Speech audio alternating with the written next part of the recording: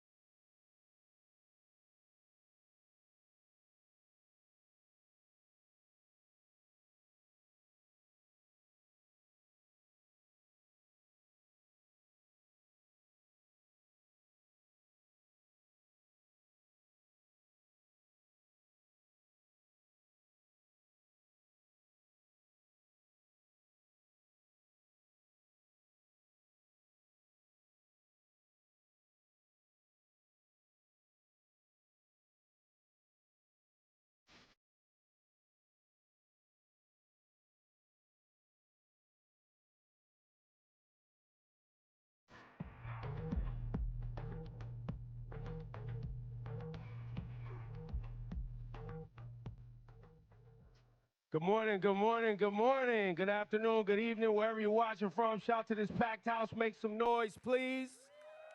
I'm Ebro, and together with my Apple Music Radio family, Nadeska, Alexis, we're thrilled to welcome you all to the Apple Music Super Bowl 59 halftime show press conference.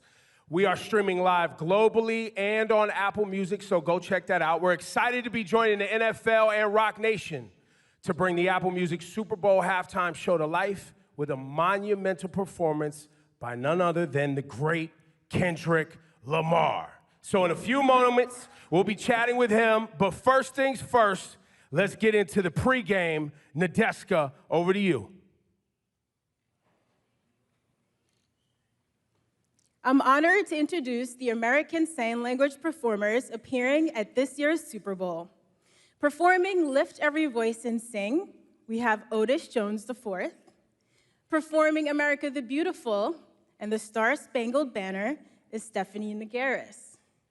Performing the ASL version of the Apple Music Super Bowl halftime show is Matt Maxey and ASL interpreter Dylan Guile. Please welcome our official American Sign Language performers.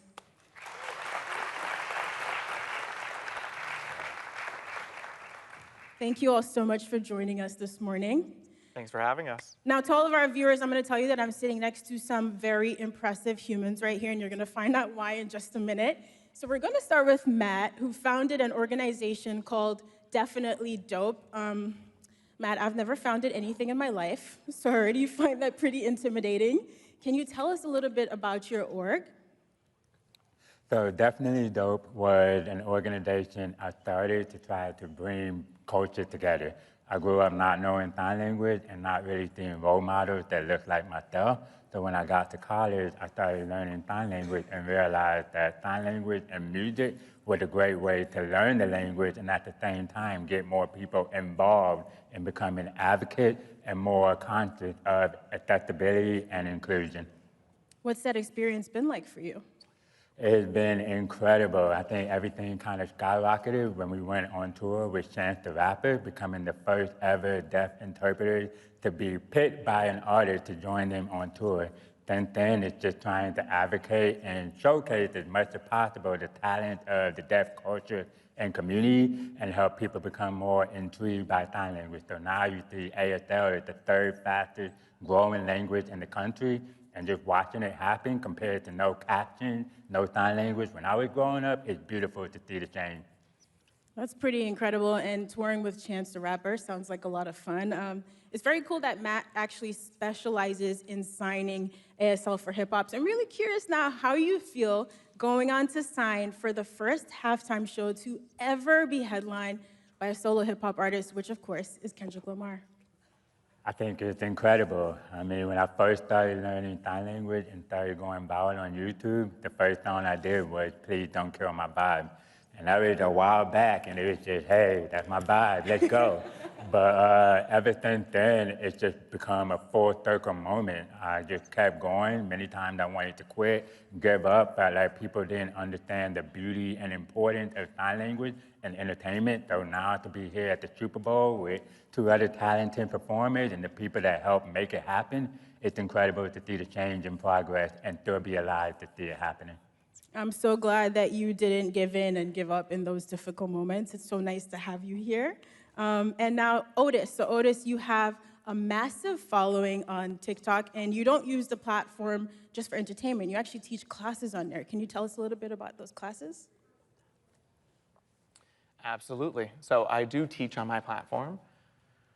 And the reason why I teach is because I grew up in Georgia, not really in the heart of a deaf community.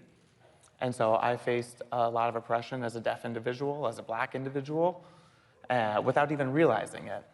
And so now when I look at myself, I'm thinking about other kids, other young black deaf kids who are out there. And so I'm using my platform to try to make some change in the world, to try to make things better. I want to educate people about language deprivation, which is something that I myself have had to go through. And so I want to educate people about the importance of American Sign Language and making sure that they have that in their lives. You see what I mean? I told you all these were some very impressive humans. And Otis, you've performed at multiple festivals like Bonnaroo and Rolling Loud, and I'm curious, where does performing at the Super Bowl halftime show rank in terms of cool musical experiences for you? Okay, no lie, I can't compare this to Bonnaroo and Rolling Loud. I mean, the Super Bowl is at the top. It has to be at the top. But it's not just because it's the Super Bowl, but I think more importantly, being here, being in New Orleans specifically, this is where my family is from. My parents and grandparents come from New Orleans, so this is a home.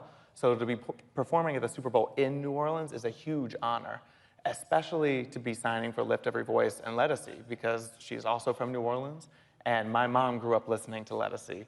So again, it's really a huge honor, and I can't wait to be signing Lift Every Voice on Sunday. Oh, I didn't know your family was also from here. That's really beautiful. Did you tell all your TikTok fans to tune in?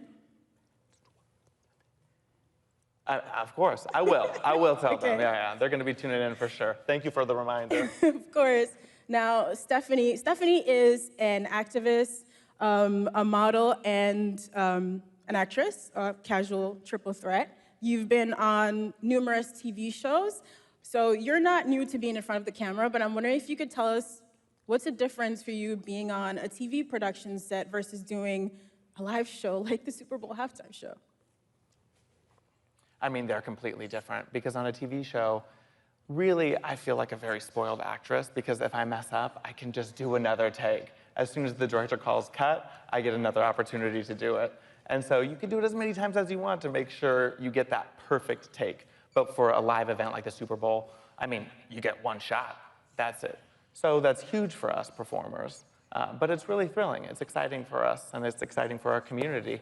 We're just gonna go out there and do our best. Yeah, you are. You seem to me like a one-take kind of girl. You got this. Now, Stephanie is also a founder, so she does have a company called Pepita Productions. Can you tell us a little bit about your company? Yeah, absolutely. So just for some context, Pepita is a small pumpkin seed. They're hard to crack, they're hard to break. And I think that's a good metaphor for our community. Of course, our community is small, but we have been through a lot. I mean, if you've just listened to us, we've had to work pretty hard and break down some barriers to get where we are. The world is not designed for us, and so we've had to work hard to break through and make it. My family is from Puerto Rico, so I identify as Latina, and I didn't really grow up seeing a lot of deaf Latina role models on the screen. And so growing up, I kind of decided, well, I had to create a future that I didn't know existed. And I think that's why I started Pepita Productions, to empower others and give deaf Latina children a role model, and Latino, and Latinx. And I think it's also important for parents that have deaf and hard of hearing children. It doesn't matter if they choose spoken English or American Sign Language. They are in the deaf community. All are welcome in our culture, and it's just important that they connect to their kids. So I wanted to give parents a safe space to be able to find their way into the community and the industry. And I also wanted to serve as a role model. I think it's really important to see more diversity in the entertainment industry. And I've been in the industry now. I can say that it's lonely, sometimes it's isolating, and the work is very difficult. And so I can't even imagine what it was like for those who came before me, but I'm trying to set up a better future for those who come after me. So that way we can make it an easier entry point for them. I think it's so impressive how much you've all given back to your communities. And so, Stephanie, I'm sure all of the actors that you work with are gonna be, well, how do you think they're gonna feel watching you perform these iconic songs at halftime? I hope that they will feel like, oh, I'm not alone. There you are, you've opened a door for me already. Now I just have to walk through it. And of course, please, anybody out there, get in touch with me. I'm happy to help you on this journey. And I want them to feel that they can do anything. Whatever they want to be, they can do it. I think all of my life, I heard, you can't. Oh, I'm sorry. I don't think there's really a future for you. And look at me now. Look at where I am. And so I just want the message to be that anything is possible. You know, sometimes we live in a world that's not so nice to us. And we have to become a little bit more hardened and be able to claim space. And to this day, people still can't believe that I'm a mother. They're like, you're pregnant? I'm like, yes, it's my second child. They're like, it's your second child, but you're deaf. Like, still, to this day, it's 2025. Yeah, it's really ridiculous, so. Listen, I'm glad that you've continued to push forward and all three of you have built something so beautiful. I'm gonna be tuned in on Sunday and rooting for all three of you, Matt, Stephanie, Otis, and Dylan. Thank you so much for your time. Thank you. This right here is young Dylan from Nickelodeon. What's going on, bro? How are you, man? All right. And he's a big music fan. And he'll have a couple of questions for all of our music artists here today. Kendrick Lamar, you get to talk to. You excited? Yes, sir, you already know. You ready? Yes, sir. Okay. Now we have the honor of continuing our pregame lineup with some very special guests. Please help us welcome the pregame artists singing and performing on Sunday, Lettucey, Trombone Shorty, Lauren Daigle, and John Baptiste.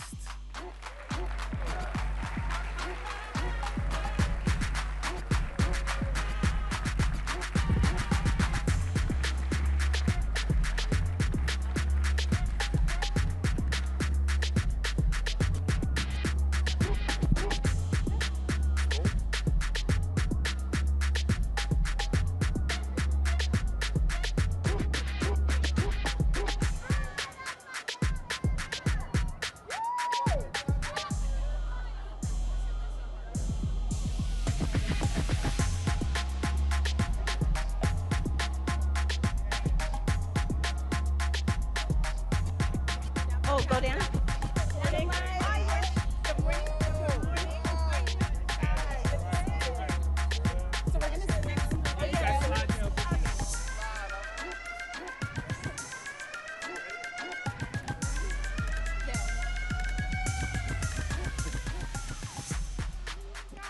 Good morning.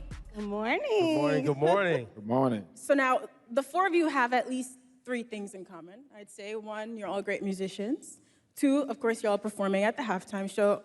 And three, you're all from Louisiana. Like, does that already breed some sort of camaraderie, a bit of comfort, knowing that you're all from this beautiful state? Absolutely. It's all family, community effort, and that's what we do here in New Orleans, and it's a great thing to represent the city. That's beautiful. So now the sweet spot, obviously, when you get out there Sunday, is you want to respect the original, but you want to add your own flair, right? So Lettucey, we'll start with you.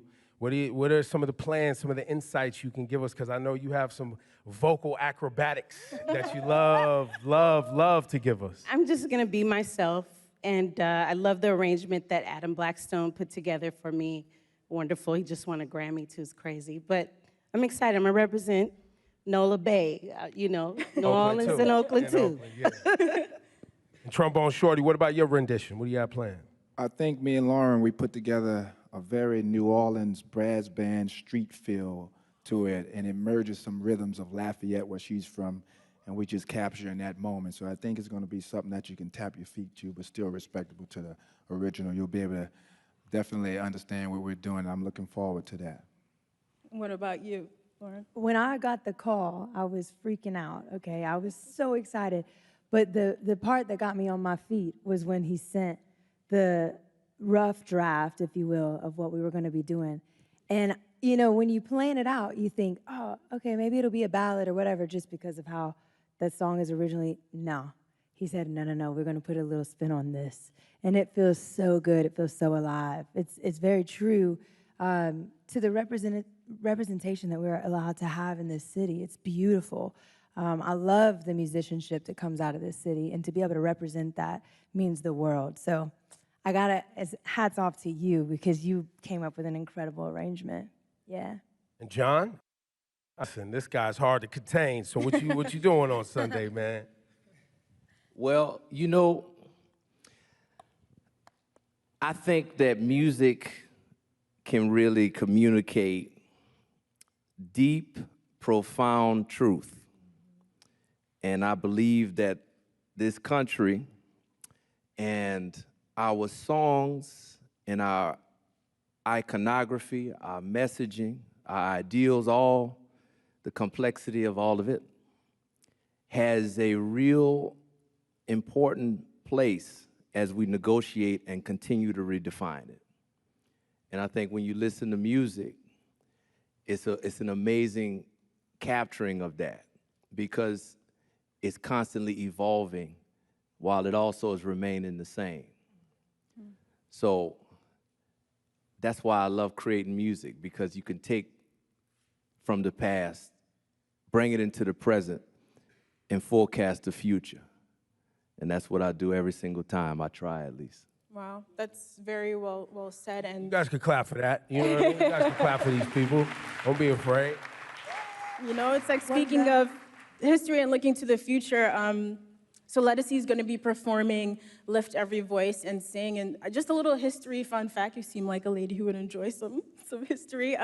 This song was performed publicly for the first time all the way back in 1900.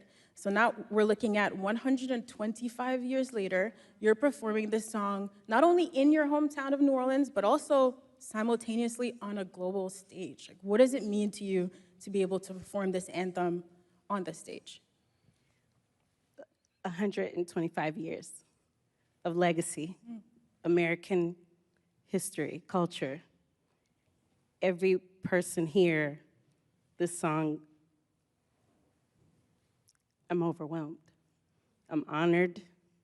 I feel like I'm in alignment with greatness to stand in this moment and sing that song. So, yeah, that's all I can say about it. I'm honored.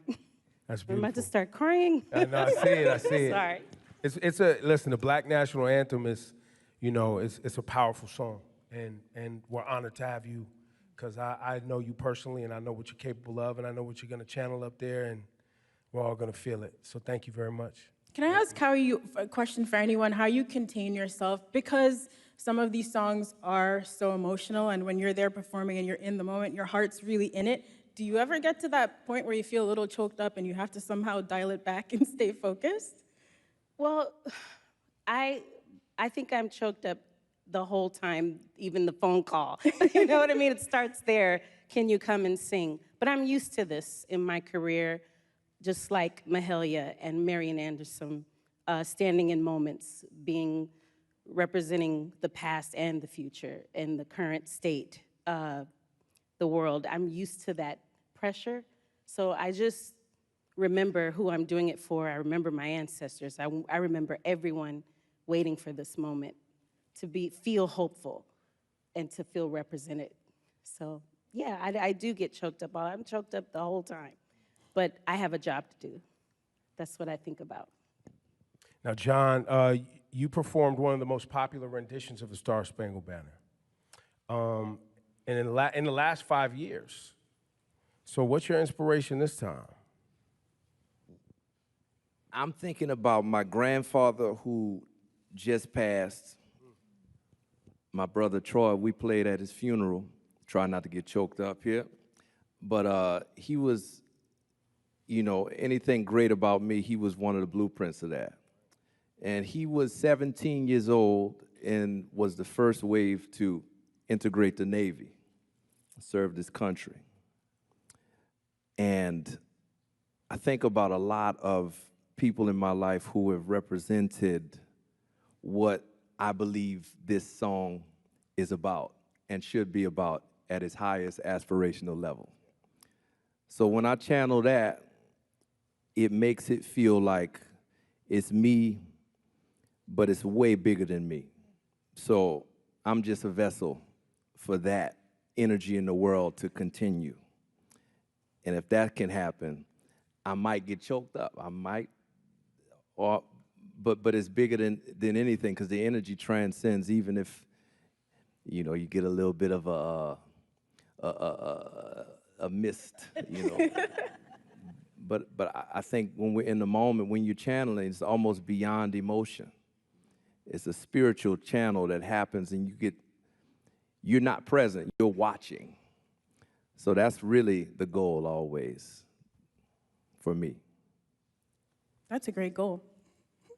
That's incredible. And, you know, Lauren and Trombone Shorty, you touched on it a bit earlier, but you both come from pretty different musical backgrounds. And in true New Orleans style, you are going to blend those genres for a beautiful rendition. And so we'd love to hear just a little bit more about what it was like sitting down together and blending those styles. It was a lot of fun. We actually, before we did it, we talked for like 2 hours just about New Orleans and different things, and then we got it in and we recorded it. I mean, just the idea of it, but blending our styles together. The common ground there is Louisiana, and there's rhythms that we both share from Lafayette and New Orleans that fits well with what we do, from the brass band style of music to the Zydeco music and Cajun music that she grew up listening to. And we just try to put that together almost like in a pot of gumbo. We just put everything in there and it all works out and sounds okay to me. You know, when I was a little girl, my grandfather would put me on his feet and say, you gotta know how to dance. To live in Louisiana, you gotta know how to dance. And when I hear the rendition that we're gonna sing, it really does remind me of those moments of dancing in the kitchen. And growing up, I grew up on Cajun Zydeco music, but I would come to New Orleans to fill my soul with the brass bands. I mean, I remember sitting on street corners and just my jaw being dropped to the floor. And, you know, there's so many incredible musicians in this city that are profound. Like, they could go into any studio in any part of the country, the most incredible studios and the mom and pop studios, you know, and blow people out of the water. And to be able to be a part of that synergy and that current that's flowing through here, I think the common thread that we kind of touched on earlier is family. Like, really, Troy, we did a music video, gosh, was that like 2 years ago or something when you came over? And at the end, he wrapped his arm around my shoulder and he said, you have a brother in me now. You have a brother in me. And that meant so much. And to be able to represent that thing, that connection, I guess, you know, it's more than just us. It's how the whole city functions, whether it's music or food or culture, you know. It's how the whole city, we look after each other. And I think that's the most beautiful part, to be able to represent. And you'll hear it in the sound. Question for all of you guys. You know, when you prepare for performance, now you're tapping into your spirit, you're tapping into your community, you're tapping into culture, but it helps you gain a greater perspective and a connection, not only to yourself, but did you guys gain a greater connection to these songs in any way? We'll start with you, John. I'm always trying to get a greater understanding of what is it that a song actually is. What is a song? And what are we doing with these energies that we create when we sing a lyric or a melody? And what's inside of a melody? When you hear a melody, why does it make you feel this way? Why has it lasted for so long? How can we think of melodies as building blocks for other melodies or other rhythms or other inspiration, you know? So when I'm thinking about one song, I'm thinking about all of them. And that's been my practice with music, is how do you make everything holistic, like life? We're living. We're here. And in approaching this song, I'm thinking more about my life and how my life can be something that honors the country and also honors the lives of everybody who's watching in the different ways, the universality of our shared humanity. So I don't think about music when I'm approaching music. I would reframe the thought of that. I think about life. And yeah. And let us see, for you, any greater, deeper understanding as you prepared for this performance, or any performance for that matter? I'm always thinking, like John, life as well, but also the moment. I think of what is the moment, what is the goal of the moment? Because I'm usually called upon for a moment, you know? And so I have to think of all those things: ancestral, spiritual, the people, how to please the people. And then I let all that go and think, it's bigger than you. God, help me execute what is the story. And then that's it for me. Yeah. I'm just being honest. That's what I did. Beautiful. It's beautiful. In these major moments and milestones you guys have accomplished in your career, where does this one rank? Lauren, we'll start with you. Oh my gosh. Yeah, this would be the milestone, I would say. It's pretty incredible. You know, it's incredible to be able to share it too. Like, you know, sometimes you do things on your own and it's great, but to be able to share it, that goes so much deeper and so much further. And just sitting on this sofa with this assortment of people is just unbelievable. Like, to be in your hometown and to be able to sing a song that you love and you grew up. I mean, I remember being in grade school, we would do the like honor to the servicemen every single Veterans Day, and we would sing this song, and I remember it meaning so much to me then. I had no idea that 20 years later, 25 years later, let's be honest, I'd be singing it, you know, with friends, and that means so much to me, really does. You know, there's so much preparation and clearly a lot of philosophical life thought that goes into preparing these performances. And let us see, as you say, then it leads up to this one climactic moment.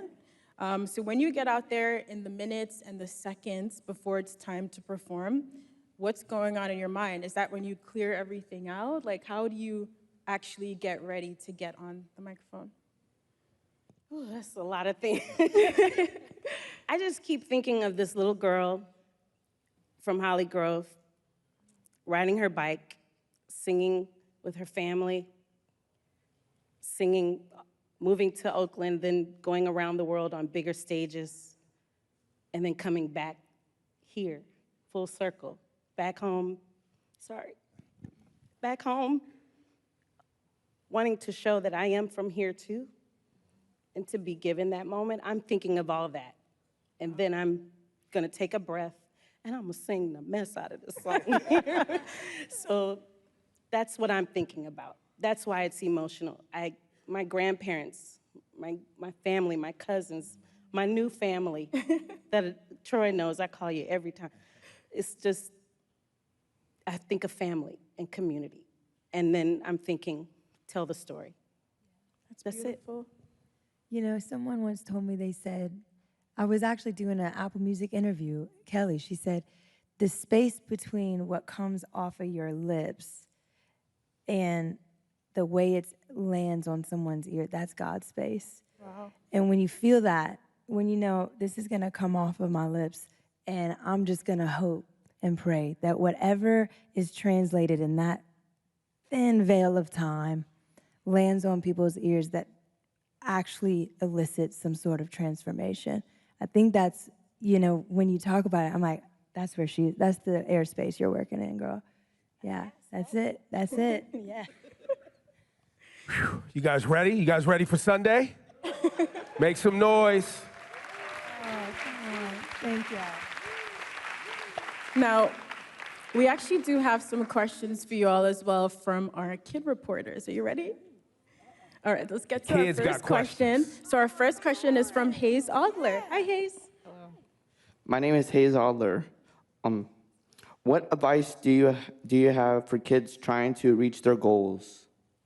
I think the advice I would say is to make sure whatever it is you're doing that is passionate, that is pure passion behind it, and that should be your passport to see whatever you want to see. You know, don't go for fame or money. Just really love what you do.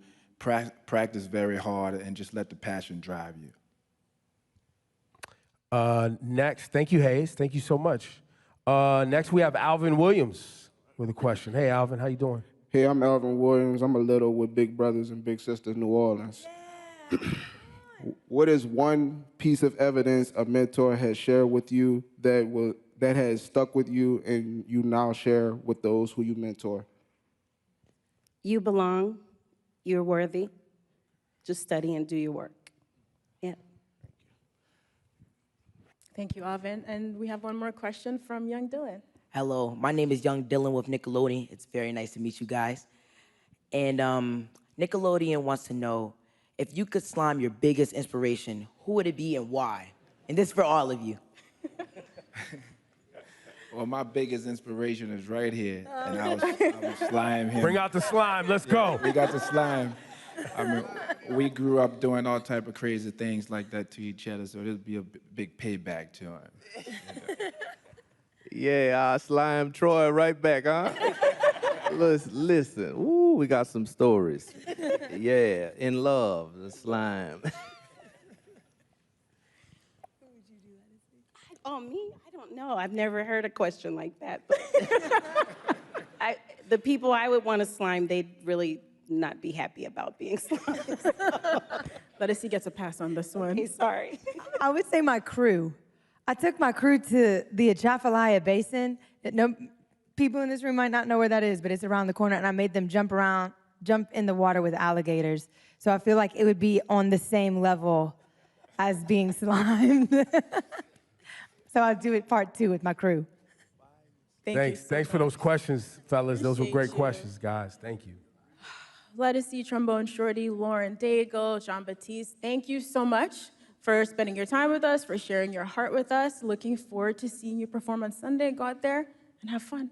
Thank you. Thank you for having us. Thank you so much. Hey. Oh, sorry. Thank you for having us. Love. Take care. I love you so much. Bye. Thank y'all so much. This was awesome. Good to meet you. Thank you. This is great. Thank you. I'm new here. Thank you, John. Appreciate you. The show rolls on. We can talk about his world-shifting pen, his Pulitzer Prize-winning album, his 22 Grammys, or his seismic impact on music spanning more than a decade.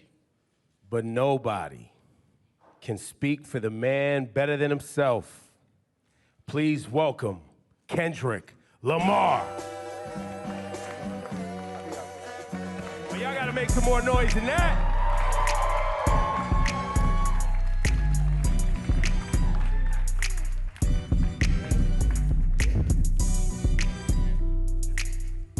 Good morning. How you doing?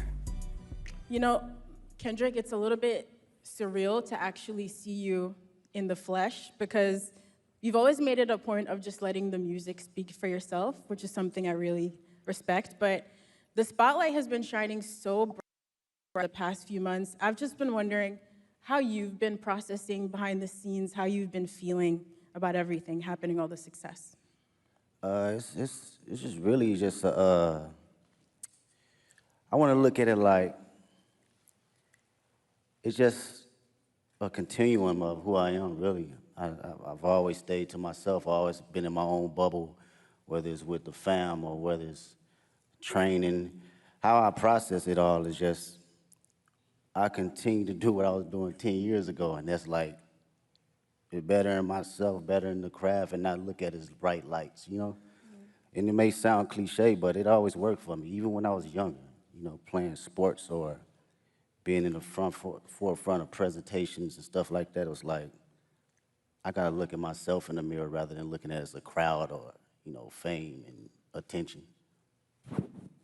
So now, early days of your career, you know, Section 80 days, even early mixtapes, and you perfecting your craft as an MC. Did you ever think we'd be at the Super Bowl with this? I wasn't thinking about no Super Bowl. You never thought about the Super Bowl I wasn't with thinking this? about no Super Bowl for sure. We was thinking about the best verse and how we gonna split this $5 at Church's Chicken or something like that. It wasn't no Super Bowl. Going to the studio and getting a meal. But I think, well, what I know is the passion I have now is still the passion I had then. And I think that carried on to the Super Bowl. So it was all about being present. As long as I was present in the studio and present in whatever that line was or whatever that mistake was, rapping or doing the hooks or choruses or whatnot, I was present in that moment. I felt that passion. I think being present and not actually foreseeing everything kept me in the grounded state of mind in order to be at, you know, big stages like this. I think we felt that presence and that focus in your work for the past 15 years. Like Ebro said, going all the way back to projects like Overly Dedicated. And so seeing you perform with Dr. Dre at the halftime show 3 years ago, we already felt like that was the most hip-hop, beautiful halftime show ever.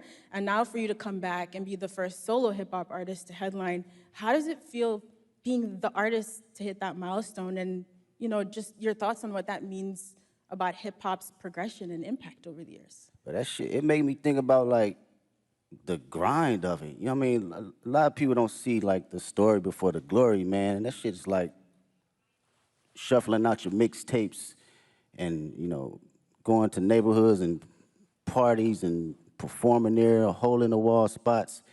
It reminds me of the essence and the core response of rap and hip hop and how far it can go. So for me, that should mean everything because it puts the culture on the forefront where it needs to be and not minimized to just a catchy song or verse. This is a true art form. So to represent it on this type of stage is like everything that I've worked for and everything that I believe in as far as the culture. Like I live and die by it. This shit done changed my whole family life, so I don't take it for granted at all as far as an art form, It feels like that was a lot what this year was about too, right? Like you, I guess, you took it and put it on your back and you felt like a line needed to be drawn, right? Was that your intent when you rolled out this year? Was like, yo, I'm drawing a line. Like, this is what it is. My intent was to always I think from day one was to always keep the nature of it as a sport. I don't care how motherfuckers look at it as far as like, as a collaborative effort, that's cool too, but I love when artists grit their teeth. Like I still watch battle raps. I still watch Smack URL from Murder Mook to Lux to Tay-Rock, my bro Daylight.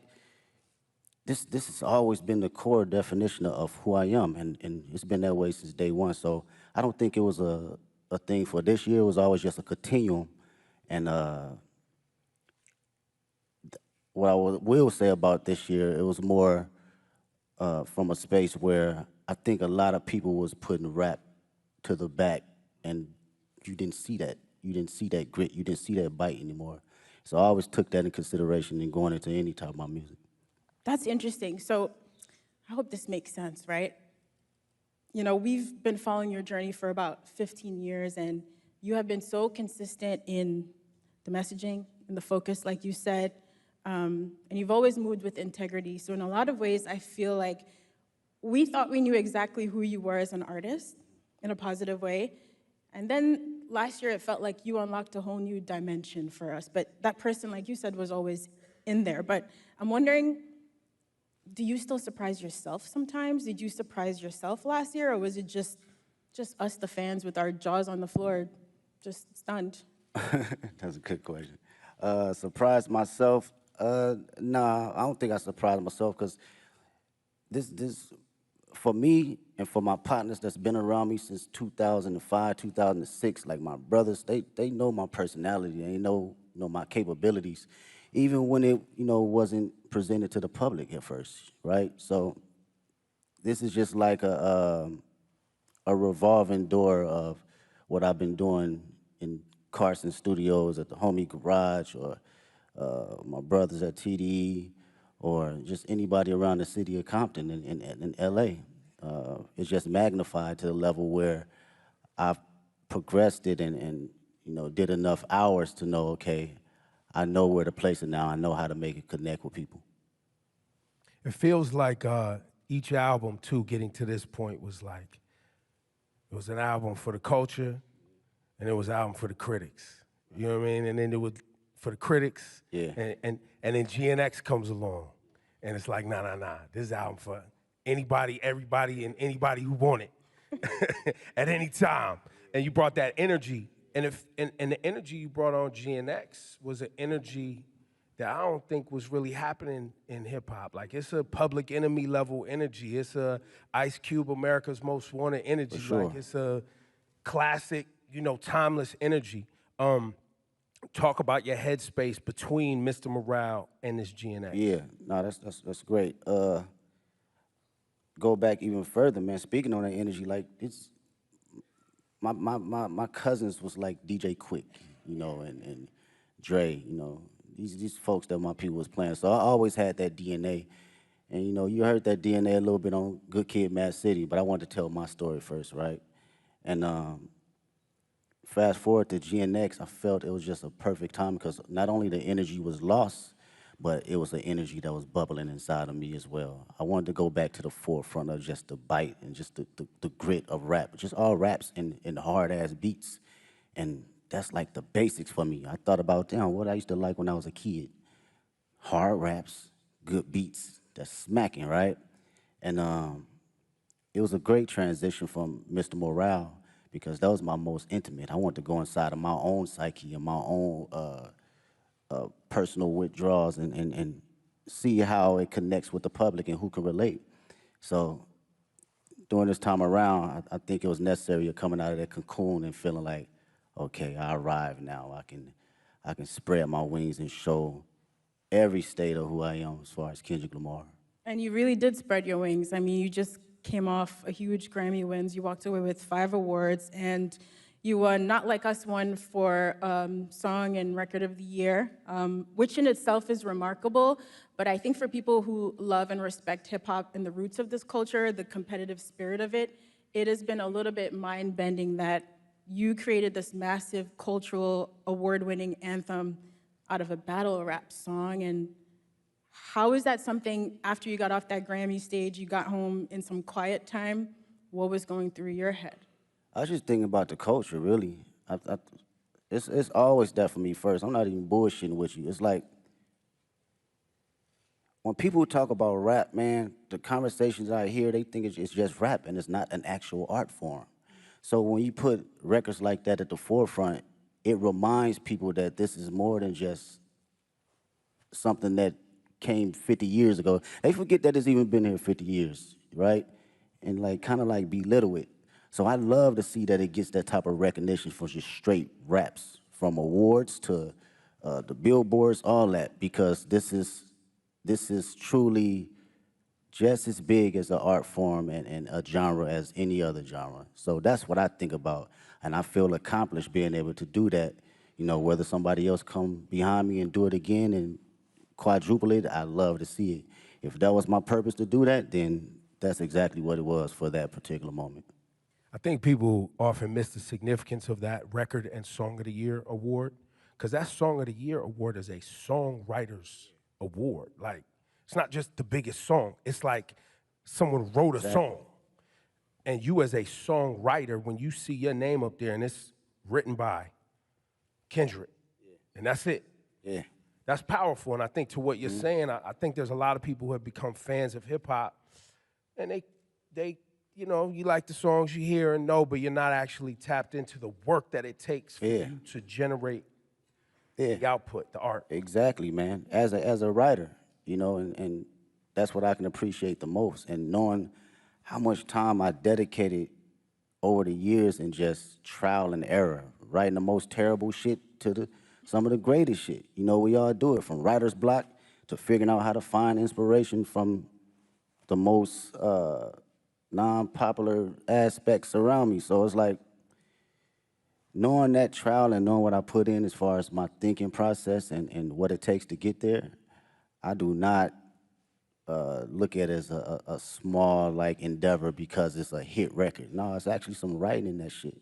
You know, whether it connect with you on a spiritual level, whether it connect with you on a comedic level, whether it connect with you just on a personal dynamic, it's still from a writer's point of view.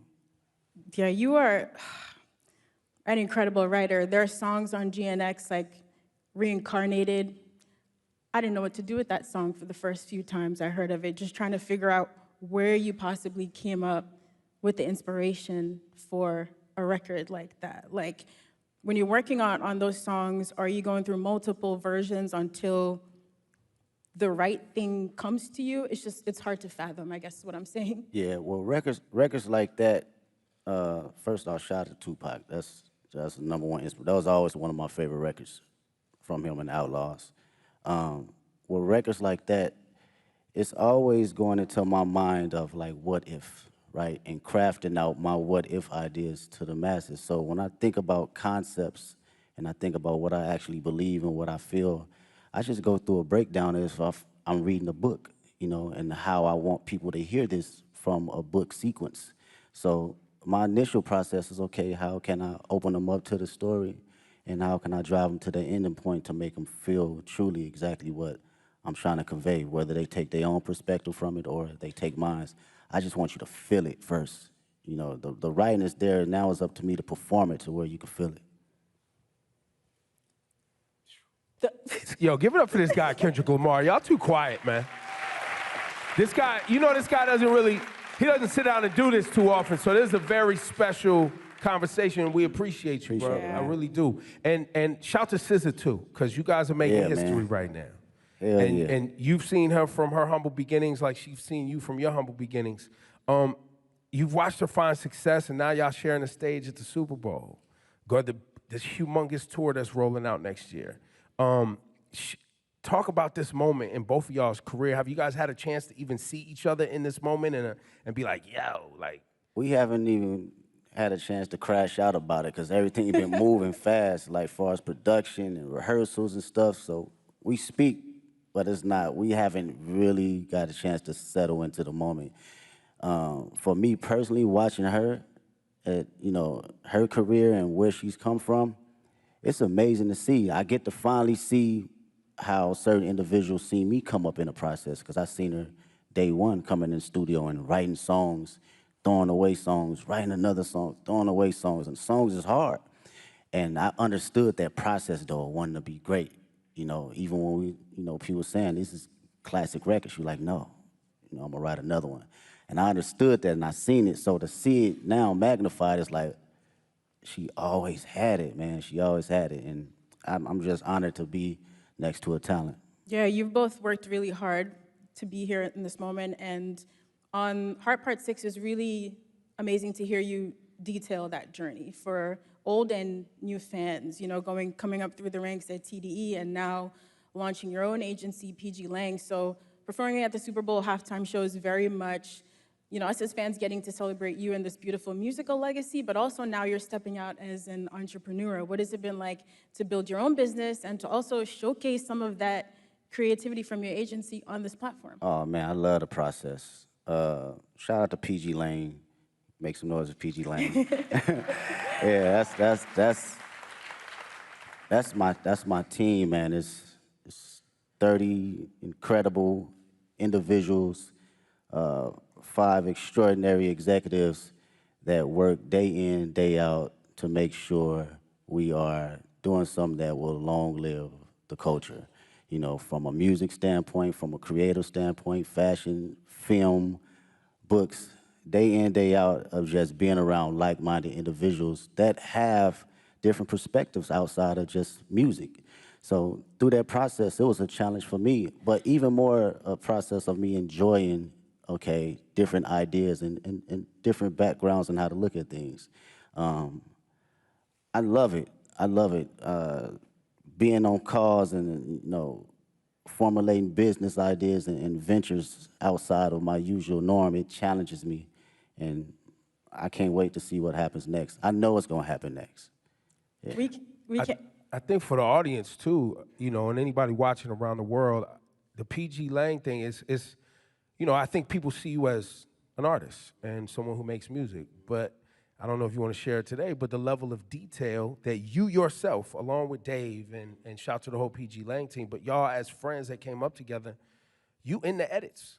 Like what we're gonna see on Sunday is a PG Lang production. Yes, that's all PG Lang. That is us sitting day in, day out, from the edits, the production, the stage design, the music, the sound tech. It's everything across the board, and it takes a lot of work. It takes a lot of creative individuals. I can't sit here and say it's all me, because these are people that are just as passionate and want to see us win, but also want to put out something that lives a long, long time. And with Dave's creative mind, it's just, he's insane, man. That dude is like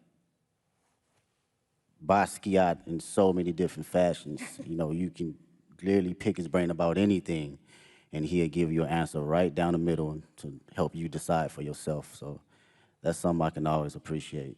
Yeah, I'd say with all of your powers combined, y'all are really diabolical. Like, when you roll out the videos, all the visuals for GNX, just the way you all move strategically together, it is inspiring beyond the music. You know, just thinking about how to approach life and art in a holistic way. And so when it came down to planning for this Super Bowl now, you know, you've teased on the album coming up to New Orleans with this LA energy. How did you guys approach the show and trying to figure out how to pay tribute to the classics in your catalog with this new music in like a 13-minute set list? Yeah, it's wild.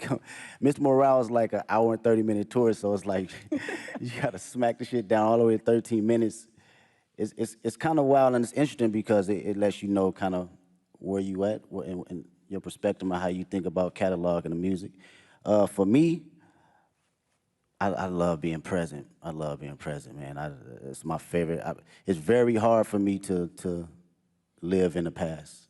It's very hard. I respect the past wholeheartedly, but being in the now and being just locked into how I feel and the energy I have now, that's the LA energy for me. That's something that I want to carry over to New Orleans and for the world to see. This is me, this is Kendrick Lamar, 37 years old, and I still feel like I'm elevating. I'm still on the journey though, you know? And I want that energy to, you know, ooze out into the televisions and to the people that's in that building. Well, and on that, you know, the connection between black culture and New Orleans and how important and shaping our ancestors were in this town, music, jazz, all that. You always put our culture and black culture at the forefront of your brand, your music. Same thing in LA. A lot of our family members moved out to California from the South for new opportunities. Man, so there's a big connection between LA and the South. So when you say you walked in to New Orleans with that LA etiquette and all of that, I don't know if people really grasp that, but you got to be feeling that energy. That's a bar. Like when you are out ready on Sunday to do your thing. That's a bar. It's crazy, bro. Out of all my friends, LA, us growing up, all our grandparents either from Louisiana, Texas, Chicago, like, period. So our dialect and how we talk, it gauges from like the South and like the Bay Area. So like going to the store, we say finna. I'm finna go to the store. Like that's some South shit, you know what I'm saying? That's not no LA, right? So that energy right there and you know, making that correlation, it means a lot to me for people to understand that. And the culture and just being black, I can't help that, man. It's just not something that I think about or even try to like go, I'm black. Shit, it's just go. It's in you, it's not on you. Yeah, it's gonna come out every time. I can't sugarcoat it.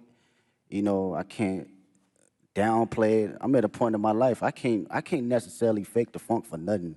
And I've always had an essence of that, but you know, you have kids and shit. That shit's like, I have to be who I am authentically. And if, you know, the world can't accept that, then so be it. But who rocking with it, I'm gonna go put it all the way out there, you know, whether it's in private or whether it's on the main stage.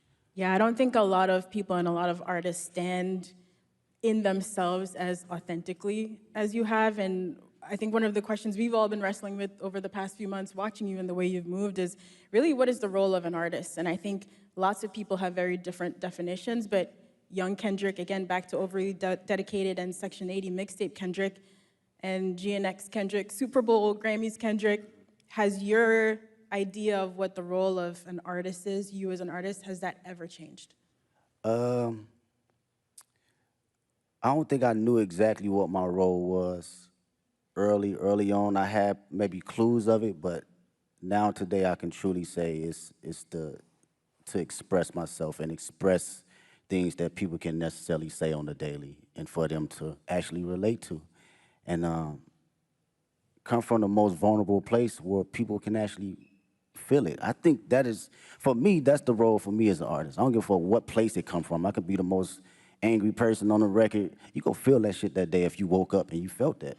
You wanna smile, you gonna feel it, because I'm gonna make sure I'm present that particular time in the studio, in the booth, that I feel happy and I feel energized and I feel, you know, if I feel frustrated, you gonna feel it. And to carry that as an inspiration for people that's listening that may not have a voice that, you know, I've grew up with cats, still to this day can't have a conversation. The most meanest, you know, aggressive individuals, but they can't even look you in the eye and express themselves the way they want to. So they resort to other things. And when I think about that, and I know that I have the tools necessary to communicate myself properly and effectively, I gotta do it for them. I gotta make records like Reincarnated. I gotta make records like Man in the Garden. I have to, because they feel that way, but they cannot project it. And when they hear somebody actually giving them affirmations, it allows them to speak more freely and be open, because again, I come from the same place they come from. Wow, Kendrick, we might not see you outside again soon after Super Bowl. I know, of course, you have the GNX tour. Listen, I know you also don't love doing interviews, but we are grateful. We're so grateful for all the music and the moments that you've given us over 15 years. And in the last year, your presence and your focus, it is noted. So thank you. We really appreciate it. Thanks for taking our questions. Thanks for fighting for hip-hop, man. Oh, for sure. Thank you for fighting for hip-hop. It is really appreciated. y'all. And now, we do have some questions. Some kids are gonna ask from our questions. kid But reporter. I got one more thing for you, Kendrick. Before we go to our friend here, Hayes Adler, what should people expect to see and understand about Sunday's performance? Storytelling. I think I've always been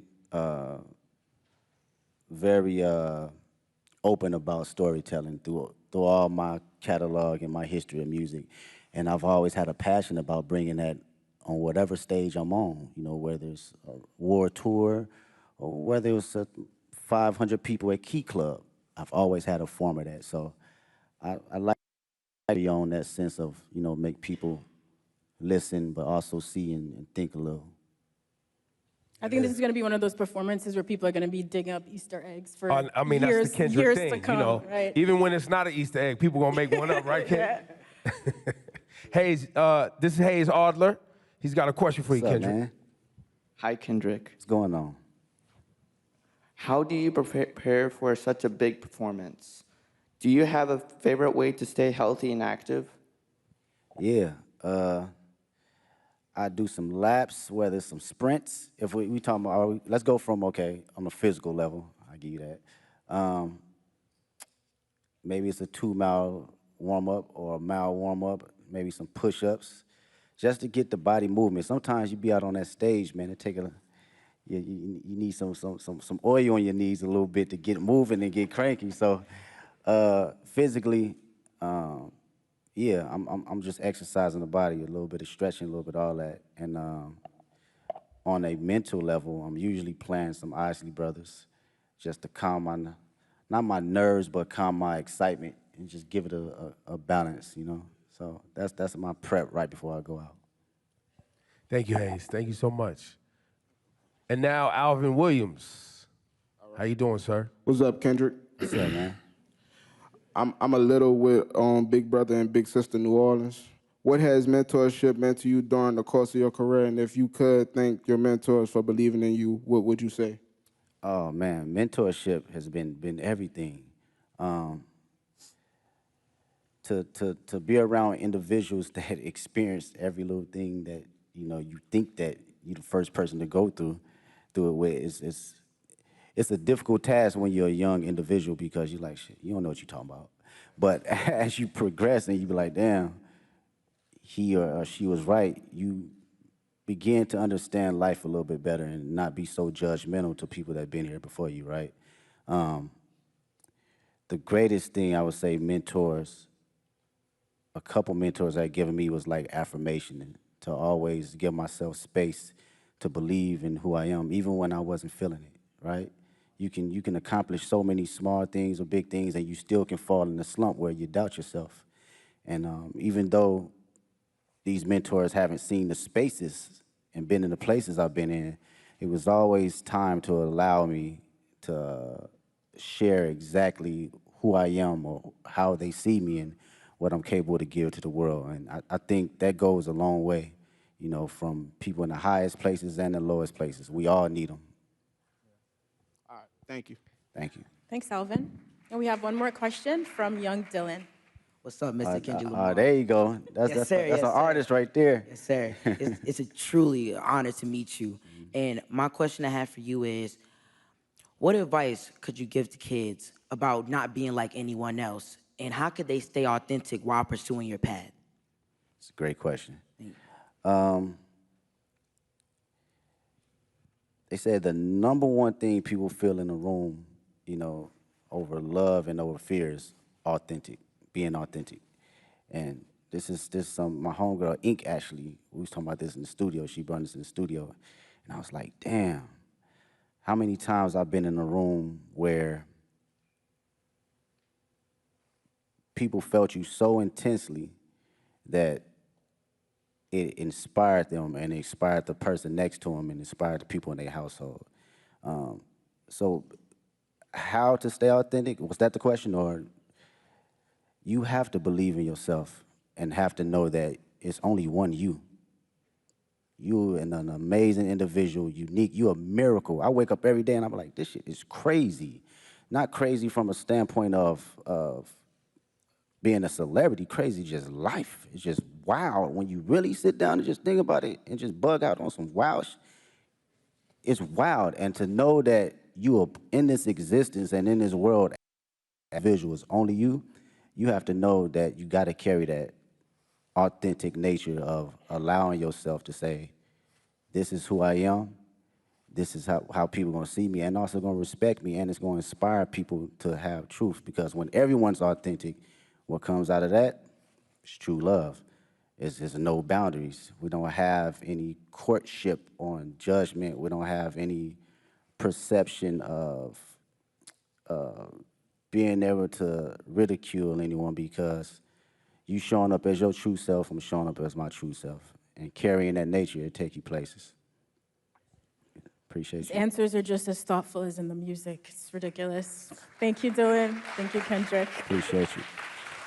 Ladies and gentlemen, one more time for the great Kendrick Lamar, please. Thank you so much for your work and your dedication. We Thank appreciate you. Appreciate Go out there y'all. and have fun on Sunday. Thank you so much to everyone for joining us today. We can't wait to see Kendrick take the Super Bowl halftime show stage. While you wait, you can listen to his catalog in spatial audio. Now look, shortly after the performance, you'll be able to stream the full halftime show right there on Apple Music. You can listen, you can watch, you can sing, all the things Kendrick all the time on Apple Music. So one more time, for all of you, Kendrick Lamar, thank you for delivering as usual. The show on Sunday is gonna be special and amazing, I'm positive. Thank you all so much.